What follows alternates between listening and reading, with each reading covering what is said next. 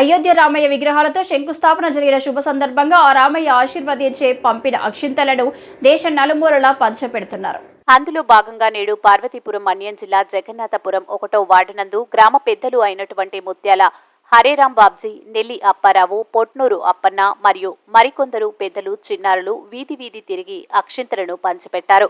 ఈ నెల 22వ తేదీన అయోధ్య రామాలయం ప్రారంభోత్సవ సందర్భంగా ప్రజలందరూ ఇంటి ముంగిట సంధ్యవేళలో 5 దీపాలను వెలిగించాలని, ఆ శ్రీరాముని కృప కటాక్ష ప్రాప్తి కావాలని ప్రజలందరినీ కోరుతూ వీధిలో నగర సంకీర్తన చేస్తూ అక్షింతలను పంచిపెట్టారు.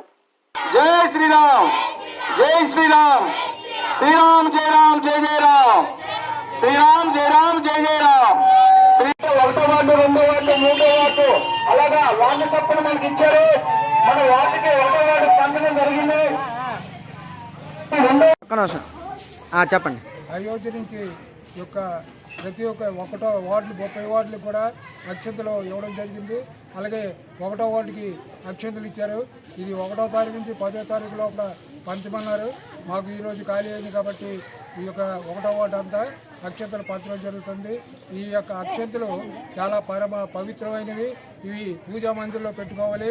ఈ అక్షంతలు ఎక్కడైనా వెళ్ళాలంటే బుర్ర మీద అక్షంతలు వేసుకుని వెళ్తే శుభ కార్యక్రమం జరుగుతుంది. అలాగే ఏ కార్యక్రమం శుభ కార్యక్రమం జరిగినా ఈ అక్షంతలు వినియోగించుకోవాలి.